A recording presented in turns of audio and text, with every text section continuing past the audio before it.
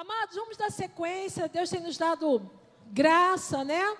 Para estarmos ministrando sobre Apocalipse. E às quartas-feiras estamos falando sobre as igrejas da Ásia. E hoje nós vamos dar continuidade a essa quarta carta, que é a carta de Tiatira, a igreja de Tiatira. Mas antes de mais nada, vamos orar? Que sem Jesus, sem o Espírito Santo, nada podemos fazer. Amém? Te convido a orar comigo. Senhor, nós queremos te agradecer por essa noite. Obrigada, Pai, pela oportunidade de estarmos na Tua casa, na Tua presença, Senhor. Que o Seu nome venha a ser glorificado. Estamos aqui, Pai, para ouvir a Sua voz. E clamamos que o Teu Espírito Santo possa ministrar com liberdade neste lugar. Senhor, eu quero diminuir para que o Senhor venha crescer, que toda honra, toda glória seja dada ao Senhor. Tu és o mestre dos mestres, estamos aqui para ouvir a sua voz, e eu oro nessa noite, repreendendo toda dispersão, repreendendo toda agitação, repreendendo todo desligamento, que haja uma ligação, Senhor, tudo aquilo que é ligado na terra, será ligado no céu, que haja um fluir da Tua vontade, e aonde, Senhor, a minha voz alcançar, que vidas possam ser tocadas, transformadas, seja aqui conosco presencialmente, aonde, Senhor, essa comunicação chegar, que a Tua palavra, quando é liberada, ela não volta vazia, mas ela produz o resultado ao qual ela é liberada. Então, Senhor, toma o primeiro lugar, enche essa casa, Senhor, enche as nossas vidas, Senhor, nos dê sabedoria e graça, Senhor, e assim nós oramos a Ti, te agradecemos, no nome de Jesus, amém, amém, amém, aleluia, glória a Deus. Queridos, para nós tem sido assim um grande aprendizado, estudar mais um pouquinho sobre as igrejas da Ásia, sobre Apocalipse, quantas coisas, né? Nós vamos aprendendo da parte do Senhor. E ali, como nós estávamos falando nas outras quartas-feiras, Jesus, ele se apresenta para João, e ali ele vai trazendo um relatório do estado de cada igreja. Nós falamos desde o primeiro culto, né? Que não havia somente 7 igrejas na Ásia, havia mais de 7 igrejas, como também mais de 7 líderes, sendo que ali 7 representa esse número, plenitude total, significa o estado das igrejas. As igrejas que estavam naquela época lá, onde João recebeu aquela revelação, e também nos dias de hoje. E o que é Apocalipse? É o livro da revelação. E o que é melhor, é o último livro da Bíblia. Então, o Senhor já conta para nós como vai ser o final. E como a gente gosta de falar, o amor de Deus é tão grande que Ele traz para nós aquilo que agrada ao coração dEle e aquilo que desagrada ao coração dEle. E nesse tempo, Ele está nos dando oportunidade para organizar a nossa vida. Então, a Bíblia fala, o homem examine-se a si mesmo. O Senhor, Ele nos ama tanto, que Ele é o Pai, que Ele vem corrigir muitas vezes por amor. Para quê? Para que nós não venhamos a nos perder. Ele veio para salvar e para resgatar. Então, vamos falar um pouquinho dessa igreja de Tiatira. A gente sempre costuma falar da condição da cidade, do local, para depois levarmos o espiritual. Porque o Senhor Ele fazia esse paralelo, né? Ele falava como era o estado da cidade, para depois falar o estado espiritual.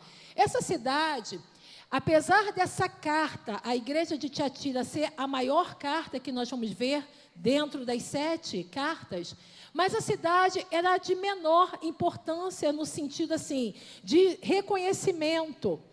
Ela não era uma cidade portuária, como era a da cidade de Éfeso e de Esmirna. E também não era uma cidade muito predominante, como nós vimos na última quarta-feira, a cidade de Pérgamo, que havia ali uma grande biblioteca, que era a maior da época, só perdia para Alexandria, onde a cidade de Pérgamo também tinha um grande templo ao deus Zeus, que era considerado uma das 7 maravilhas do mundo antigo, e era ali uma cidade muito renomada também, a cidade de Pérgamo. Já essa cidade de Tiatira, Qual era o foco dessa cidade? O que era predominante nessa cidade? Era o comércio. Então, era uma cidade que havia muitos comércios ali, muitos comerciantes. Eles comercializavam lã, linho, bronze, havia ali tintureiros, né? Havia ali vários tipos de comércio. Então, era uma cidade que era forte no seu comércio. Existia, sim, um templo nessa cidade, um templo ao deus Apolo. E quem era esse deus Apolo? Na mitologia, era considerado como filho do deus Zeus. Então, na cidade de Pérgamo, o grande templo, né, que era considerado uma das 7 maravilhas do mundo lá, para o deus Zeus, e na cidade agora de Tiatira havia um templo ao deus Apolo, que era considerado filho do deus Zeus. Gente, nós vamos entender o problema dessa cidade e vamos entender o que o Senhor elogia e o que o Senhor repreende, tá bom? Então, vamos ver aqui, vamos começar lá em Apocalipse, capítulo 2, do versículo 18 ao 29. Nós vamos entender um pouquinho essa carta que Jesus, ele relata para João.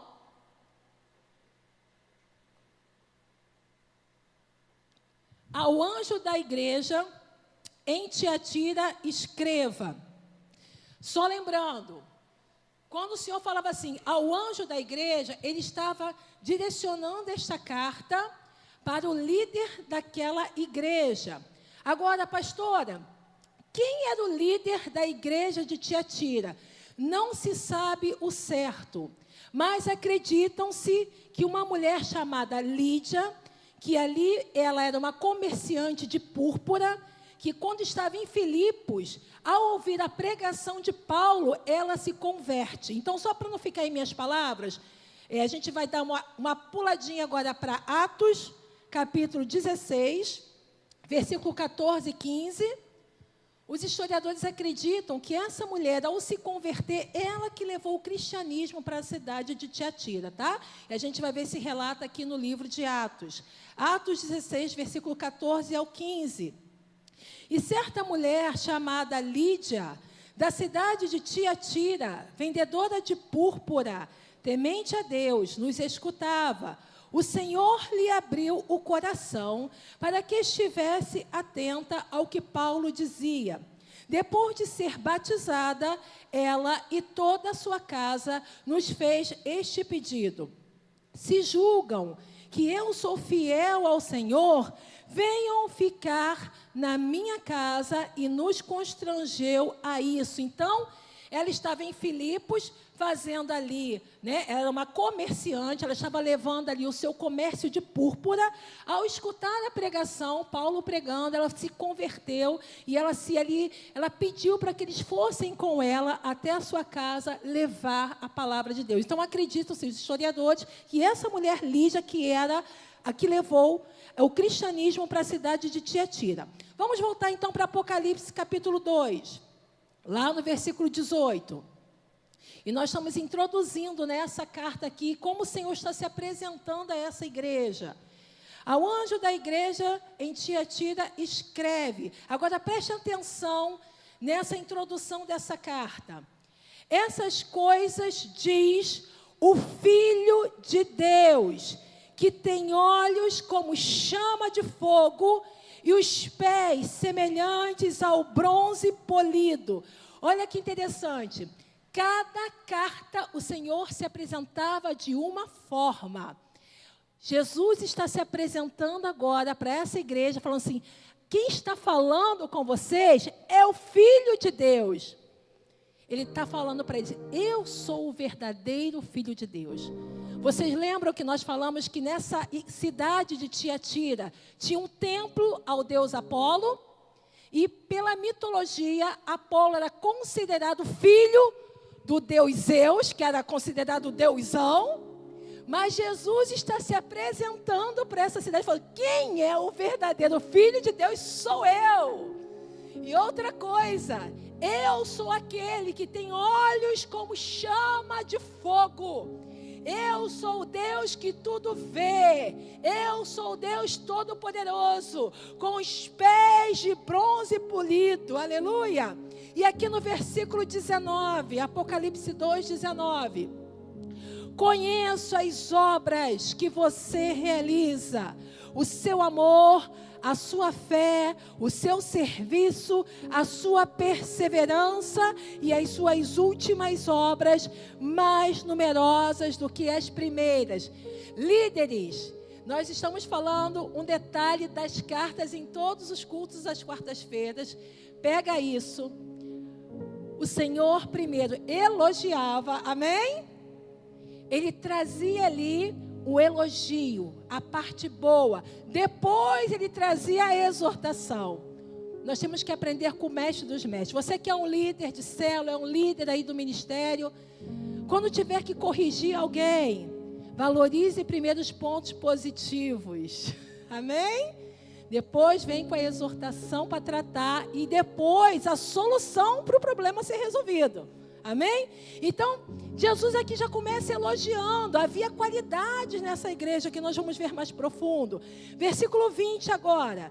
Tenho, porém, contra você o fato de você tolerar que esta mulher Jezabel, que se declara profetiza, não somente ensine, mas ainda seduz os meus servos a praticar prostituição e a comer coisas sacrificadas aos ídolos. Dei-lhe tempo para que se arrependesse. Porém ela não quer se arrepender da sua imoralidade. Versículo 22. Eis que farei com que fique acamada e trarei grande tribulação aos que com que ela adulteram.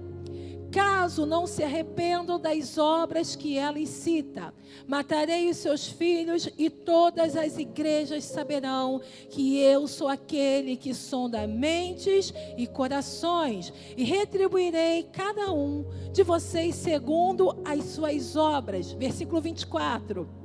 Digo, porém, aos demais de Tiatira e todos aqueles que não seguem essa doutrina, que não conheceram o que eles dizem, as coisas profundas de Satanás, não porei outra carga sobre vocês.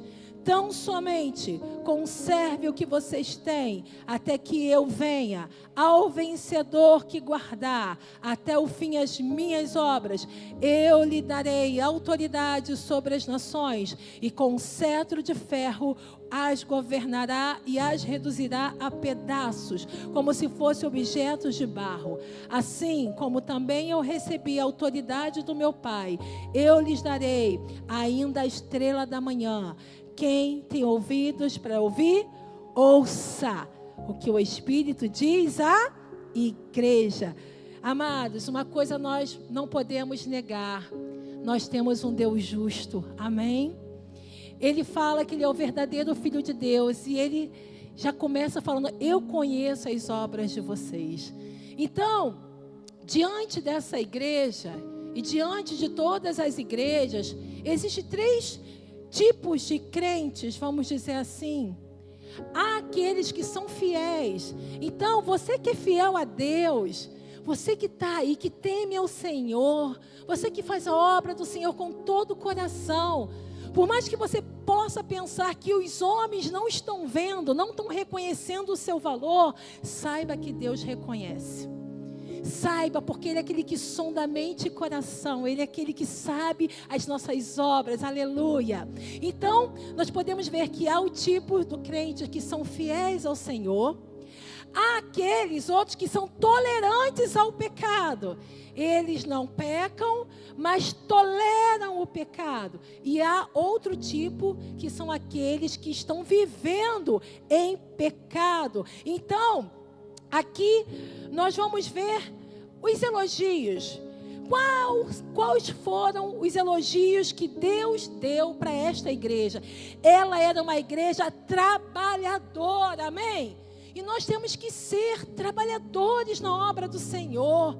Gente, Eclesiastes fala que tudo que vier das nossas mãos, que temos que fazer conforme as nossas forças. Se nesse tempo aqui, o que Deus tem proporcionado para você? Eu acho tão lindo quando o Marcos, né? Ele fala, quando ele fala assim: meu irmão, quando eu pego aquela placa sabe? E eu estou servindo a Deus ali na portaria, eu me sinto honrado de segurar uma placa e servir a Deus. Sabe o que é isso? Esse coração de servo. E de valorizar tudo que o Senhor colocar em suas mãos, porque Deus não faz nada pequeno, nada na obra de Deus é pequeno. Agora, quando nós somos fiéis no pouco, o Senhor nos coloca no muito. O problema é que a gente quer escolher função. Meu irmão, o que Deus está colocando em suas mãos, faça conforme as suas forças, amém? Faça. Eu lembro que quando começamos a trabalhar na obra do Senhor, meus filhos ainda muito pequenininhos, e a igreja que a gente congregava, que era nossa, era a garagem, né? Não tinha escolinha, não tinha professor, e os meus filhos eram bem animados, né? Então, uma congregação que cabia 20 pessoas, com crianças animadas, né? Que abria bocão, aquela coisa toda, não dava para ficar dentro do templo. A única solução que eu tinha para ficar era da porta para fora, porque aí meus filhos não perturbavam a congregação e ali eu já estava ali saudando os irmãos. Gente, e é isso. E faça com alegria, faça com amor. Então essa igreja era uma igreja que trabalhava com amor. Ela tinha o labor do trabalho. Mas não só isso, vamos ver aqui, Apocalipse 2:19. Conheça as tuas obras que você realiza, o seu amor, a sua fé, o seu serviço, a sua perseverança e as suas últimas obras mais numerosas do que as primeiras. Então essa igreja estava numa crescente, olha que maravilha. Ela começou pequenininha, mas ela estava em um momento de crescimento. Existia trabalho, existia fé, existia perseverança e existia amor. Onde que nós vemos lá na igreja de Éfeso, que era uma igreja trabalhadora, era uma igreja que se posicionava, não deixava as doutrinas heréticas entrar, mas tinha perdido o amor. E aí na igreja de Éfeso o Senhor falou o quê? Volte ao primeiro amor, volte às primeiras obras. Já nessa igreja de Tiatira, elas já estavam numa crescente, era uma igreja amorosa, era uma igreja trabalhadora. Mas preste atenção, quando o diabo não utiliza coisas de fora para parar a igreja, não havia perseguição, não estavam matando os cristãos da igreja de Tiatira, não tinha ali o governador mandado fechar a igreja, não havia opressões externas. Qual é a outra estratégia de Satanás? Quando ele não consegue atacar externamente, ele tenta se infiltrar no meio da igreja para começar a contaminar a igreja do Senhor. Então, essa igreja amorosa, trabalhadora, estava começando a acontecer algo dentro da igreja, que estava contaminando aquela igreja para enfraquecer aquela igreja. E vamos ver qual era o problema desta igreja. Vamos aqui, Apocalipse 2, no versículo 20 ao 23.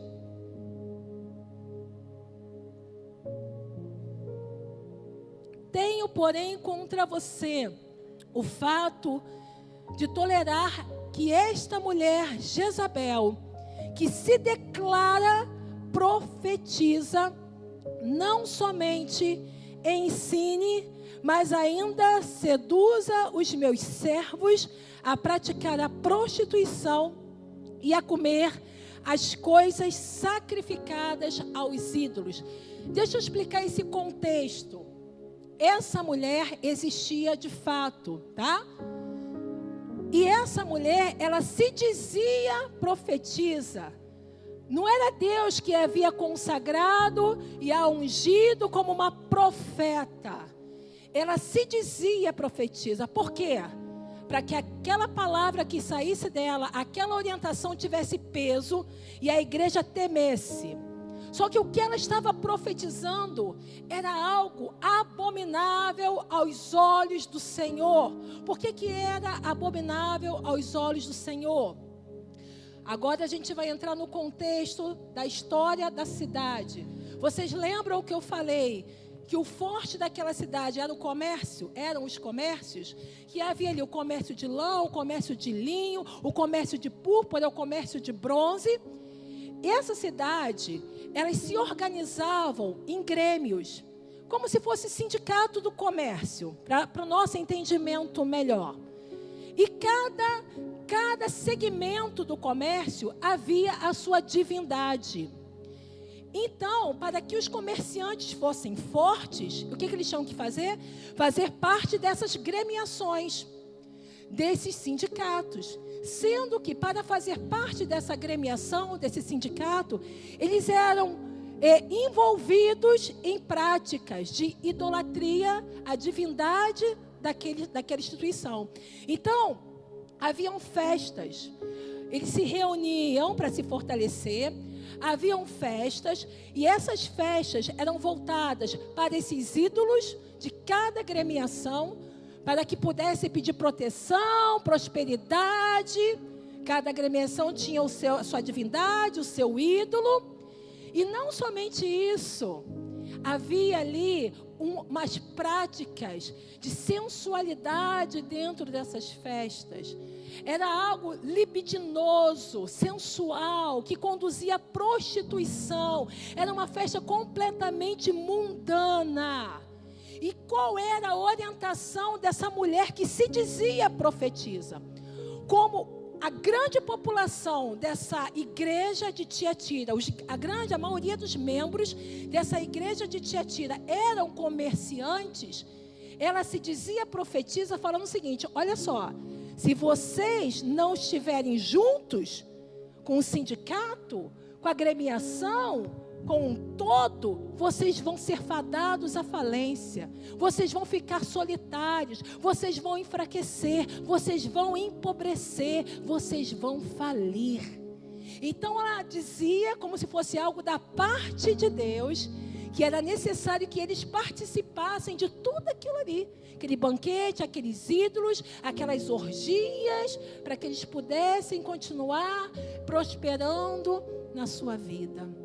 E Deus, Ele fala o seguinte, olha só, Ele se apresenta: eu sou aquele que tem olhos como chamas de fogo. Nada passa desapercebido dos meus olhos. Então não adianta vir domingo para a igreja, levantar as mãos e adorar Jesus, se o restante da semana vocês estão se prostrando a ídolos, a outros deuses, em troca de prosperidade, fazendo práticas de prostituição, orgias entre si, promovendo situações que são abomináveis aos meus olhos. Isso eu reprovo.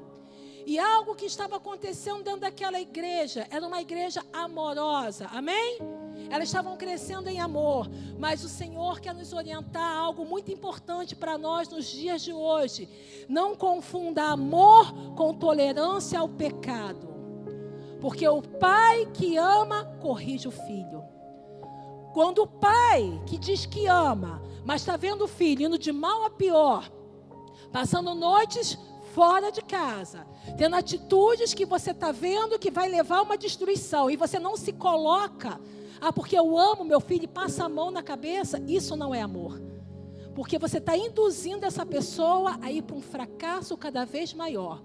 Às vezes o pai, aparentemente, parece que está sendo duro, e a correção de princípio não é agradável. Ninguém gosta de ser corrigido, ninguém gosta de ser tolhido, mas muitas vezes é necessária essa correção, é necessária essa puxada para que a pessoa caia em si e cresça ali, sabe? E não se perca no meio do caminho. O filho sem disciplina é vergonha para os seus pais. E o Senhor é o nosso Pai. Então ele estava querendo falar para essa igreja: sabe qual o problema que vocês não estão apercebidos? Vocês têm muito amor, mas vocês também estão tolerando o pecado. E esse pecado está se infiltrando dentro da igreja. E esse pecado está sendo uma raiz, como um câncer dentro de um corpo, que está adoecendo uma igreja que está em crescimento, que está adoecendo uma igreja que está ali com boa vontade, trabalhadora, com amor, com perseverança. Mas se vocês não vigiarem, vocês vão se perder. Gente, e o pecado é assim. Certa vez, uma senhora, uma líder de uma igreja, ela veio conversar comigo. Ela falou assim: pastora, eu não sei o que eu faço, as pessoas não se firmam. E agora? E aí ela começou a abrir o coração. O que estava acontecendo? Várias pessoas fora da posição dentro da igreja. Ainda não tinham organizado sua vida matrimonial, namorados vivendo em fornicação, sexo fora do casamento. Mas que, para não perder um membro, para não perder aquela pessoa, ela continuava deixando as pessoas terem oportunidade.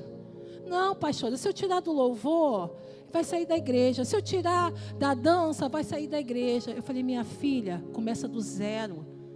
Mas começa ali com temor a Deus. Sabe por quê? Quando a gente começa a ser muito permissivo no sentido de não, em amor, você não chamar para perto, falar, olha só, isso desagrada a Deus. Não é isso que Deus tem para você, nem isso que a palavra fala. Eu vou te ajudar em oração, mas vamos botar em ordem a sua casa, em nome de Jesus, para você crescer certo, para você ir longe, você ter uma vida consagrada, uma vida ungida. Quando não se faz isso, e você permite, o que gera dentro dos demais é a falta de temor. Você perde a sua autoridade. Porque se as pessoas estão vendo, a pastora ou o pastor está permitindo fulano e ciclano que está fazendo isso e aquilo, ter a oportunidade, vira uma bagunça. E aí o que acontece? Muita gente dentro da igreja indo para o inferno. E o Senhor, Ele chama a atenção dessa igreja, e essa palavra é para nós nos dias de hoje.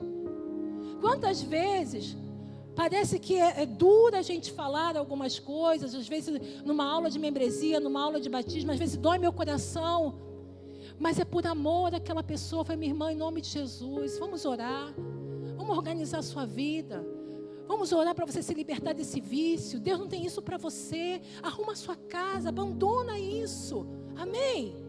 Espera um pouquinho, vamos botar isso em ordem, para daqui a pouco você voar com Jesus, fluir naquilo que Deus tem para você. Gente, é algo muito sério, a obra de Deus é séria. O Senhor fala, eu passeio na igreja, e os meus olhos são como chama de fogo, nada passa desapercebido dos meus olhos. Então, falsas instruções levam o povo a morrer espiritualmente.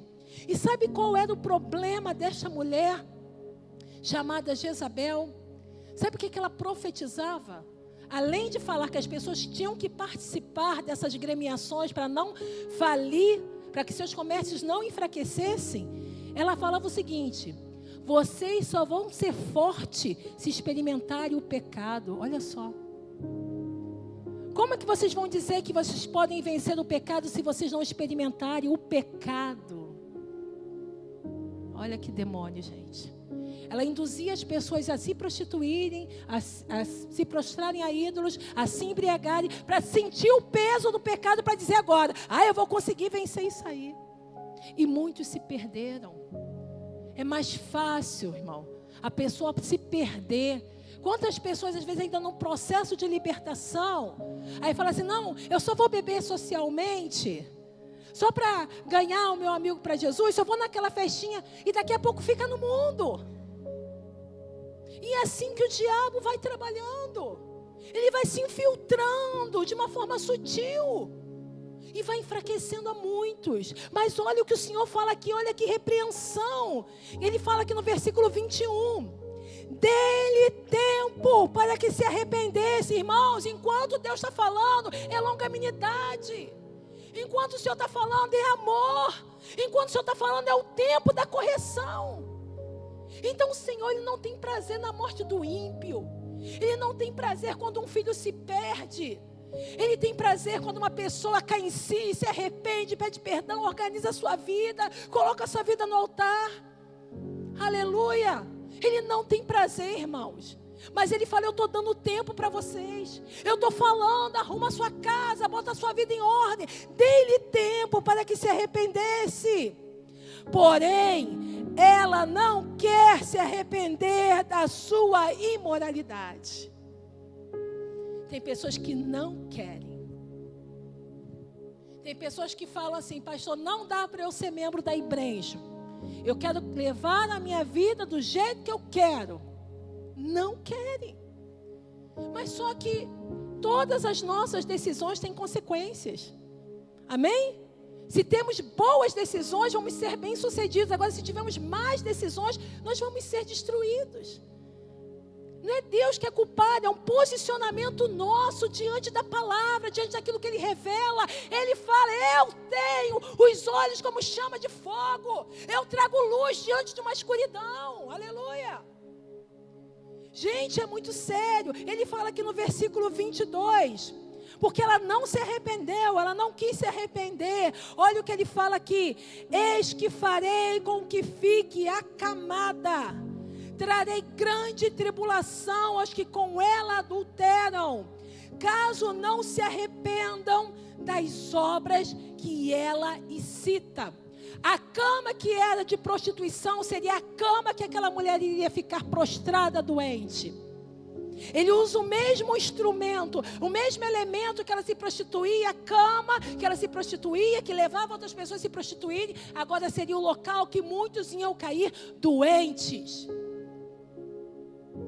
Certa vez chegou um senhor aqui, completamente debilitado, e não conseguia nem andar, tinha que vir com a sua esposa, sendo conduzido.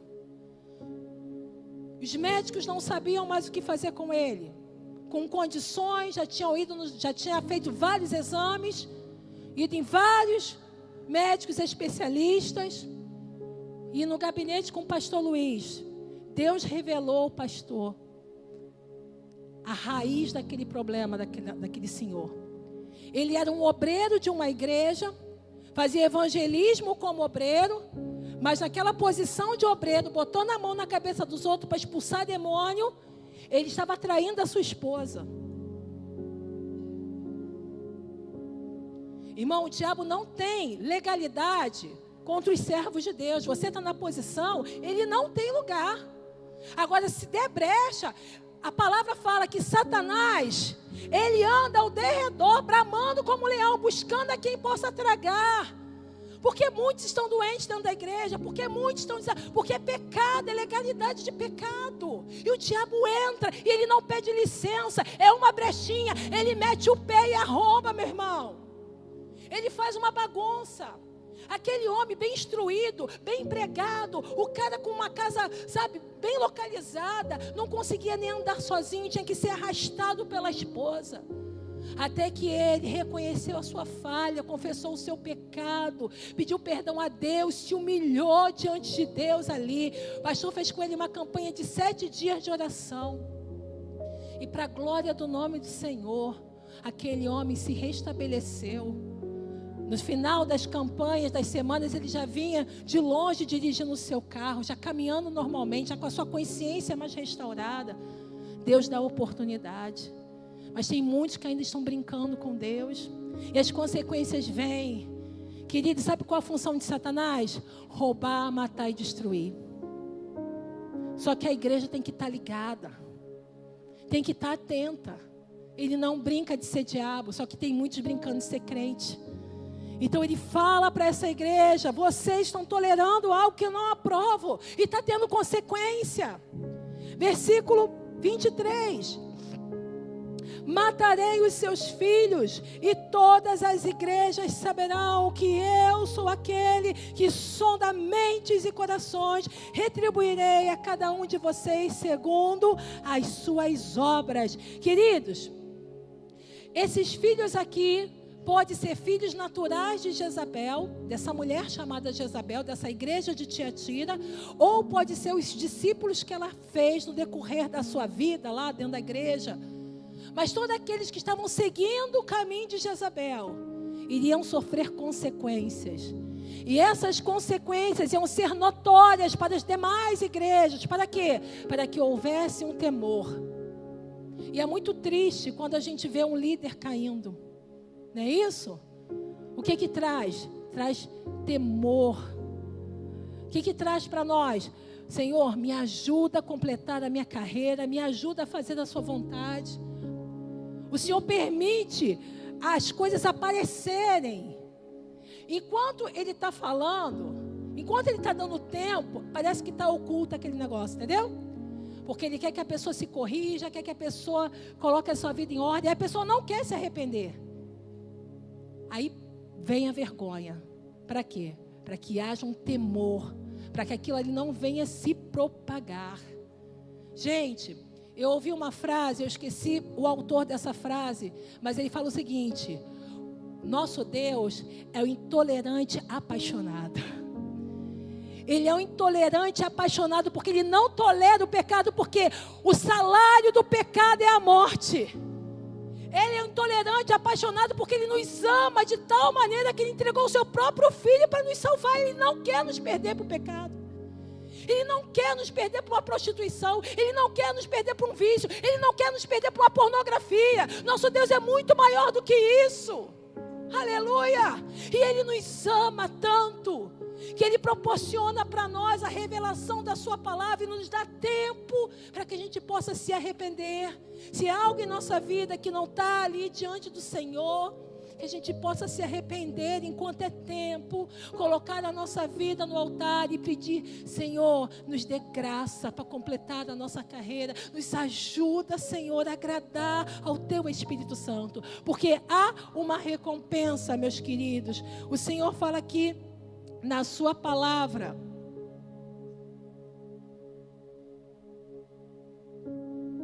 mas antes de nós entrarmos na questão da recompensa, algo que nós não podemos perder em Deus é o temor. Amém?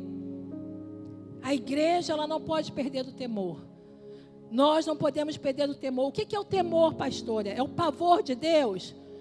Porque o Deus é um Deus carrasco, que lança raios lá, é um Senhor de barba branca que fica lançando raios sobre a nossa cabeça. Não, o temor é reverenciá-lo. O temor é querer agradar a Ele. Então, enquanto houver temor em nosso coração, por mais que a gente venha tropeçando no meio do caminho, a gente tem um coração quebrantado e se arrepende enquanto é tempo e pede perdão ao Senhor e pede: Senhor, me ajuda. Amém? Porque o temor é o princípio da sabedoria. Por isso que nós não podemos perder o temor. Olha o que diz aqui Provérbios 1:7. Provérbios 1:7. Fala assim a palavra de Deus: o temor do Senhor é o princípio do saber, mas os insensatos desprezam a sabedoria e o ensino. Então, queridos, quando a gente reconhece quem Ele é, a grandeza quem Ele é, o nosso coração treme, sabe? Senhor, não quero desagradar o Senhor. E aí se coloca debaixo dessa direção de Deus. E a palavra do Senhor fala que isso é um princípio para a sabedoria. Mas os loucos, os insensatos, desprezam esse ensino. Olha o que fala mais sobre o temor. Provérbios 14:27. O temor do Senhor é a fonte de vida para evitar os laços da morte. O temor do Senhor é a nossa fonte para a gente ter uma vida abençoada. E para quê? Para evitar os laços da morte. Então, o Senhor, Ele usa a disciplina para que venha nos resgatar. Olha o que fala Provérbios 3:12. Porque o Senhor repreende a quem ama, assim como um pai repreende o filho a quem quer bem. Então, o amor do Senhor nos constrange. Amém, gente? O que nós temos que ficar atentos? Os dons não foram extintos. Igreja do Senhor, o Senhor quer usar os seus profetas ainda hoje. Amém? Quem se coloca aí disponível para ser usado por Deus? O Senhor quer usar os seus profetas. Mas entenda uma coisa, é Deus que usa. Não somos nós que usamos a Deus. Porque entregar uma profecia chama muita atenção. Algumas pessoas só trocam de religião e às vezes não houve ainda uma verdadeira conversão. Em algumas religiões havia o quê? Consulta aos demônios. Algumas pessoas iam consultar para ver o seu futuro, seja cartas, seja búzios, seja as entidades manifestando. Algumas pessoas vão em busca de profetas. Não que Deus não venha usar profetas, mas a maior profecia é aquela que você, meu irmão, busca o teu Deus, dobra o teu joelho, abre a palavra, porque a maior profecia é aquilo que vem de Deus para você. Deus pode usar os filhos dele para confirmar aquilo que ele já falou no seu coração. E é Deus que usa. O problema é quando as pessoas querem usar a Deus. E aí falam algo que Deus não falou. Então uma coisa que a igreja tem que ter: discernimento. Porque muitas pessoas hoje não estão congregando, não estão cultuando a Deus, porque ouviram profetadas por aí que não se realizaram. E aí falaram: não, Deus não cumpriu o que falou. Porque às vezes aquela profecia não vinha da parte de Deus, porque existem os falsos profetas. Agora, como que nós vamos saber se aquela profecia é de Deus ou não? Quando ela está alinhada com a palavra de Deus. Quando que essa mulher que vivia em prostituição, essa mulher que vivia em idolatria, ela poderia profetizar algo da parte de Deus? Pelos frutos nós vamos conhecer a árvore. Olha só o que diz a palavra, Mateus 7, do 15 ao 20. Cuidado com os falsos profetas que se apresentam a vocês disfarçados de ovelhas, mas por dentro são lobos vorazes. Pelos seus frutos vocês conhecerão. Por acaso se colhem uvas de espinheiros ou figos de ervas daninhas? Assim, toda árvore boa produz frutos bons, porém a árvore má produz frutos maus. A árvore boa não pode produzir frutos maus. A árvore má não pode produzir frutos bons. Toda árvore que não produzir bons frutos é cortada e jogada no fogo. Assim, pois, pelos seus frutos vocês os conhecerão. Essa pessoa, ela vive na palavra?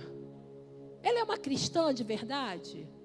Gente, eu lembro que uma época estávamos dando aula para o curso de casados.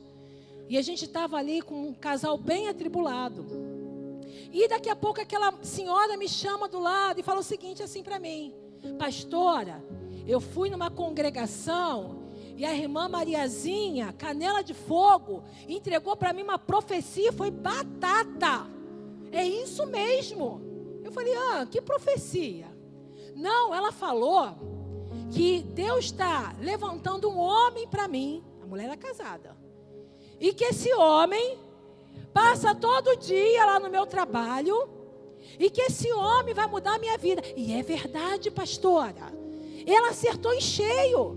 Tem mesmo um homem que passa lá no meu trabalho todo dia. Ele só é casado e tem 30 anos mais velho do que eu. Eu falei: minha irmã, em nome de Jesus, não precisa ser nem muito espiritual para ver que isso não é de Deus. Quando que Deus vai destruir 2 casamentos? A irmã é casada, o outro senhor, 30 anos mais velho que você, é casado. Vai destruir 2 casamentos. Isso não é de Deus. Não, pastor, a irmã Mariazinha é de Deus. Ela é profeta, ela é profeta. Eu falei: olha, não julga a profeta, julga a profecia. A profecia não está alinhada com a palavra de Deus, joga isso no bolso furado. Mas o homem segura o que quer, não é isso? Infelizmente, aquela família foi destruída. E a derrota foi tão grande, gente, que os filhos dessa senhora, as meninas, entraram numa depressão tão profunda, que a garota não comia a unha, não, ela comia a carne do dedo. Os dedos em carne viva. Do sistema nervoso abalado, pela destruição que aconteceu dentro da família, porque ela quis seguir aquela falsa profecia. E hoje ela se encontra sozinha.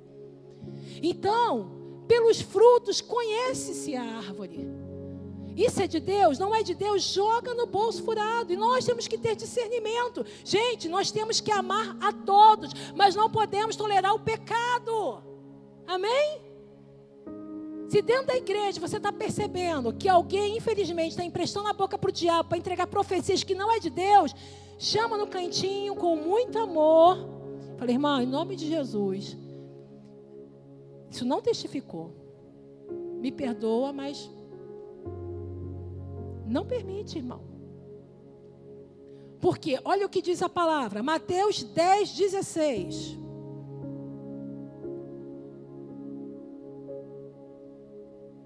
Eis que eu vos envio como ovelhas para meio de lobos. Portanto, sejam prudentes como as serpentes e simples como as pombas. Não é ficar paranoico, entenda bem, mas ter discernimento, amém? Tenha um coração simples, mas tenha discernimento. Se aquilo ele não está testificando, irmão, bota no bolso furado, amém? E vamos finalizar essa carta, porque tem uma recompensa. Fala assim, glória a Deus! Tem uma recompensa para os fiéis, queridos. Apocalipse 2, do 24 ao 25, fala o seguinte: digo, porém, aos demais de Tiatira, a todos aqueles que não seguem esta doutrina. Qual doutrina? Doutrina que a Jezabel queria implantar de prostituição, de comer comidas sacrificadas, de participar de festas mundanas. Ele está falando agora para aqueles que são fiéis, que se permaneceram fiéis, que não conheceram, como eles dizem, as coisas profundas de Satanás. Porque essa mulher, ela fala assim, vocês têm que conhecer o profundo do pecado, para vocês falarem que conseguem vencer o pecado. Tem que ir no mais profundo das obras do diabo, para você falar que você é forte. Que galardão tem você falar que você é forte, você não experimentou? Olha que demônio, gente, isso é diabo. Se alguém falar isso para você, meu irmão, repreende em nome de Jesus, amém? Isso não é amigo, isso é inimigo. Isso não é amigo. Isso é enviado do cão. Gente, o que ele fala aqui para essa igreja vencedora? Não porei outra carga sobre vocês, tão somente conservem o que vocês têm até que eu venha. Sabe o que o Senhor está falando? Essa opressão que estão querendo colocar sobre a vida de vocês, se vocês não experimentarem, vocês vão falir, vocês não vão para frente, vocês não vão ser mais santos. Ei, eu não tenho essa carga não. O meu fardo é leve, o meu jugo é suave, eu não tenho isso para vocês não. Aleluia. O Senhor, Ele tem para nós, sabe o quê? É as profundidades das riquezas dEle, não a profundidade do inferno para nós. Ele não quer que a gente venha mergulhar no profundo do abismo do pecado, não. Ele quer que venhamos a mergulhar nas profundezas, nas riquezas de Deus. Olha o que fala a palavra do Senhor. Romanos 11, 33. Nós somos convidados para conhecer as riquezas e as profundezas do Senhor. Ele fala aqui, ó profundidade de riquezas, tanto da sabedoria como do conhecimento de Deus. Quão inexplicáveis são os seus juízos, quão insondáveis são os seus caminhos, aleluia, porque a santidade é o caráter do verdadeiro cristão, meu irmão, porque sem santificação não veremos a Deus. O Senhor nos chama para ser santo. Pastor, o que é ser santo? É ser aquele bonequinho que tem lá na igreja católica de barro, de pau. É isso que é ser santo? Não. Essa palavra santo significa separado. Essa palavra santo significa dedicado. Então o Senhor nos separa do mundo e faz que venhamos a ser dedicados a Ele. Nós recebemos esse chamado para ser santos. Vamos ouvir isso na palavra? Efésios 1:4. Antes da fundação do mundo, Deus nos escolheu nele, amém? Se você está aqui, porque você é um escolhido do Senhor, aleluia! Antes da fundação do mundo, o Senhor nos escolheu, para quê? Continuando o versículo, para sermos santos e irrepreensíveis diante de Deus em amor. Gente, entenda bem uma coisa que vale a pena falar aqui. Você que está aí na tua fidelidade com Deus, entenda uma coisa: nós não somos superiores a ninguém, amém?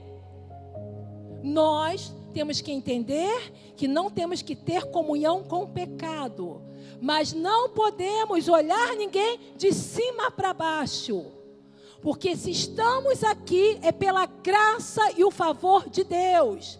E Deus amou o mundo de tal maneira. Então Ele me amou e ama aquele que está no estado, de repente hoje está num estado de prostituição, de repente hoje está num estado de drogado, de repente hoje está num estado de perdido, mas Deus ama e quer resgatar.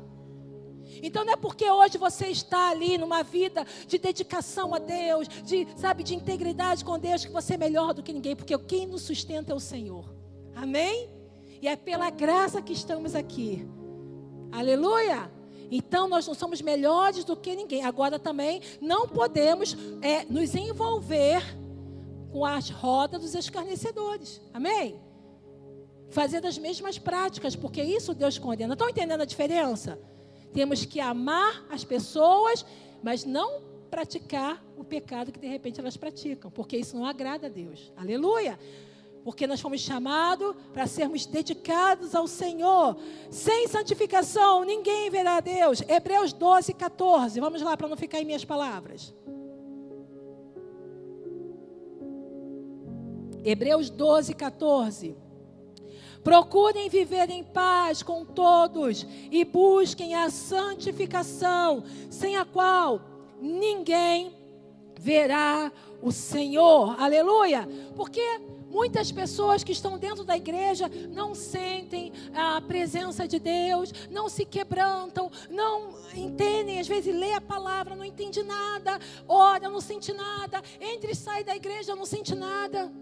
Se estiver vivendo uma vida de pecado, não tem como ver a Deus. Sem santificação, sem buscar a cada dia, Senhor, nós não somos perfeitos, mas temos que buscar ser saudáveis, amém? Aquilo que o Senhor já falou que não agrada a Ele, por temor a Deus, por honrar a Deus, a gente tem que abandonar o pecado, queridos. Porque senão nós não veremos ao Senhor, porque há uma recompensa de vitória. Apocalipse 2, 26 ao 29. Ao vencedor que guardar até o fim as minhas obras. Tem que guardar até quando, pastor? Até quando? Até quando? Até quando? Então não é só batizar e tô limpo, tô bem e posso fazer o que eu quiser. Não. Uma vez encontramos uma mãe de um rapazinho que a gente batizou. Cadê teu filho, querida? Sumiu, batizou, sumiu da igreja. Não, pastora, já batizou, tá bom. Tá batizado. A vida de pecado continua? Batizou e não tem comunhão com o Pai? Batizou e está longe do corpo? Batismo é morte da velha criatura. Eu estou nascendo para ser uma nova criatura e declarando que agora o Senhor não é só o meu Salvador, é o meu Senhor também. É caminhar com Ele nessa terra. Até quando? Até o fim. Quando a situação apertar, temos que continuar com o Senhor. Quando o pecado bater a porta, é negar o pecado e continuar com o Senhor. É até o fim, gente. Até o fim. Então não tem essa, salvo para sempre. Eu entreguei a mão para Jesus, salvo para sempre. Posso pecar à vontade, eu posso fazer o que eu quiser. Meu irmão, não brinca com Deus não. Conserve a sua fidelidade. Errou? Se arrependa com sinceridade de coração, peça perdão ao Senhor e peça ao Espírito Santo que te ajude, que nos ajude, amém? Ao vencedor que guardar até o fim as minhas obras, eu lhe darei autoridade sobre as nações, e com cetro de ferro as governará, e as reduzirá em pedaços como se fossem objetos de barro. Assim como também eu recebi a autoridade de meu Pai, eu lhe darei ainda a estrela da manhã. Quem tem ouvidos, ouça o que o Espírito diz às igrejas, aleluia. A perseverança dos santos, daquele que o Senhor chama, vai trazer para nós autoridade, aleluia. Hoje, no mundo, nós não pertencemos ao sistema desse mundo, mas nós estamos no mundo, a gente está no mundo, e como crente no mundo, o que acontece? Muitas vezes as pessoas debocham da gente, não é isso? E agora tu é crente. E ó, vai enriquecer pastor. E ó, não sei o que lá. E é tudo burro, crente é tudo idiota. Ah, tudo é ter. Não é isso? A gente escuta umas coisinhas por aí, né? As pessoas nos julgam, não é isso? Mas olha o final da história. Só lê o final da história. Eu vou dar para você só o final da história. Quem vai ser julgado? Finalzinho da história. Apocalipse fala. Apocalipse 1:6. E nos constituiu reino de sacerdotes para o seu Deus e Pai. E a Ele a glória, o domínio para todo sempre. Amém. Nós vamos reinar com o Senhor. O Senhor vai nos dar autoridade. Olha o que ele fala aqui, 1 Coríntios 6:2. 1 Coríntios 6, versículo 2. Ou vocês não sabem que os santos hão de julgar o mundo? Ora, se o mundo deverá ser julgado por vocês, será que vocês não são competentes para julgar as coisas mínimas? Então, queridos, hoje nós somos julgados por muitos, mas naquele grande dia, sobre a palavra do Senhor, sobre a reta justiça, e é como vara de ferro. Ele fala como vara de ferro, que vai esmiuçar o barro. Vocês julgarão as nações. Então, vale a pena servir ao nosso Deus, amém? Vale a pena, fica firme, fica firme. Salmo 2, do verso 8 ao 9. Salmo 2, do verso 8 ao 9.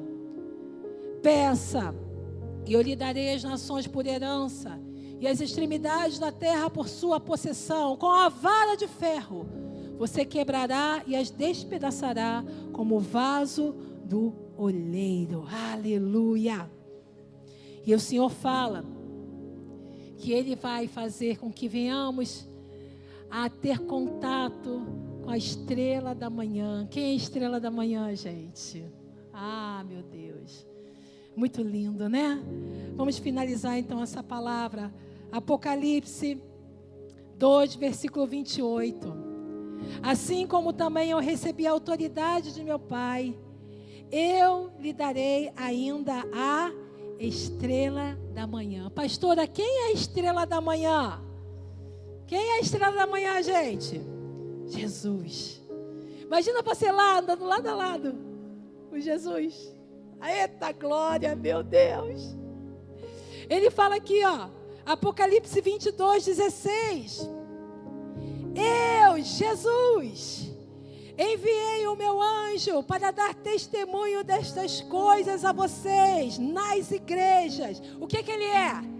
Eu sou a raiz e a geração de Davi e a brilhante estrela da manhã. Aleluia! Saiba de uma coisa, vocês reinarão com o Senhor. Os seus corpos serão, irmãos, serão brilhantes. Os seus corpos serão brilhantes. E além disso, o Senhor vai te dar autoridade e vai permitir que venhamos a ter contato, acesso à estrela da manhã. Ah, que coisa linda. E para nós finalizarmos essa palavra, 1 Coríntios 13:12. Eu te convido a ficar de pé em nome de Jesus. 1 Coríntios 13, versículo 12.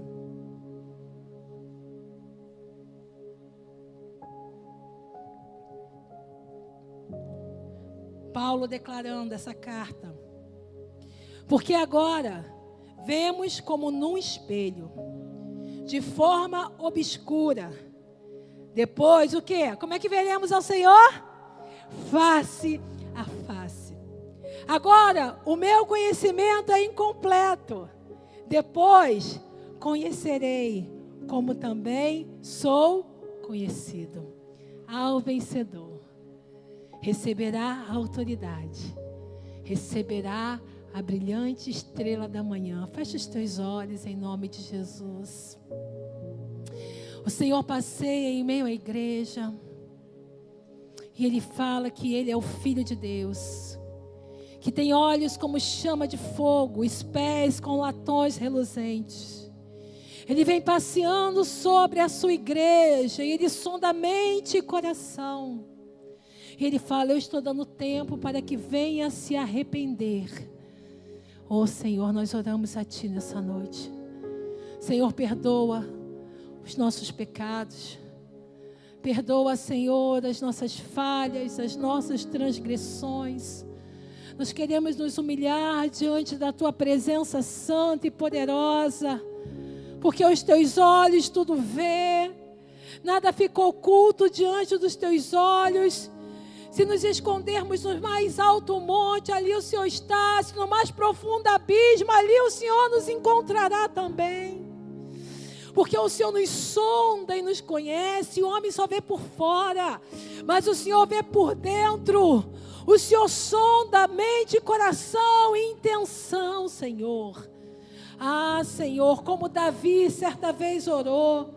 E Davi era chamado como homem segundo o seu coração, mas ele orou: se há em mim algum caminho mau, expurga de mim. E assim eu oro nessa noite, diante da Tua presença, diante dos meus irmãos. Se há algo em nós, até mesmo aquilo que nos é encoberto, aquilo que nós não nos atentamos, mas que se está desagradando ao Teu Espírito Santo, se está desagradando ao Teu coração, eu oro ao Senhor nessa noite: expurga de nós, Senhor. Ah, retira de nós, Senhor. Limpa o nosso coração. Só os limpos de coração verão a Deus. Sem santificação não veremos ao Senhor. Não há meio termo na Tua presença. Não tem como brincarmos com a Tua presença gloriosa. Mas pelo Teu infinito amor, o Senhor já se revelou o fim. Já revelou o fim da história. E está falando: eu estou dando tempo para arrependimento. Eu estou dando tempo para arrependimento. Aleluia! Esse é o tempo do arrependimento. Esse é o tempo de nós nos humilharmos diante da grandeza de Deus. E saber que Ele sim é o Filho de Deus poderoso, o Criador dos céus e da terra. Oh, Senhor, nos ajuda. Espírito Santo, ajuda em nossas fraquezas. Eu oro ao Senhor essa noite. Toma o Teu povo, toma a Tua igreja. Faz de nós igreja vitoriosa. Faz de nós igreja vencedora, Senhor. Nos ajuda a guardar a Tua presença, ser fiel até o fim, para receber a coroa da vida, para receber o galardão, para ter acesso ao Senhor. Em nome de Jesus, eu oro ao Senhor e Te agradeço por tudo que o Senhor é. Agradeço pelo Seu amor, agradeço pela Sua bondade, agradeço pela Sua longanimidade, agradeço, Pai, porque o Senhor nos amou primeiro, o Senhor se entregou por nós. Eu agradeço, Senhor. Obrigada, Espírito Santo. Obrigada, Espírito Santo, por nos ajudar. Tu és o Deus conosco. O Senhor nos ajuda em nossas fraquezas. Toma a minha vida, toma a vida dos meus irmãos. Nos ajuda a completar a carreira. Nos ajuda a completar a carreira, Senhor. A guardar a fé e a receber a coroa da vida. Aleluia. Nós Te amamos.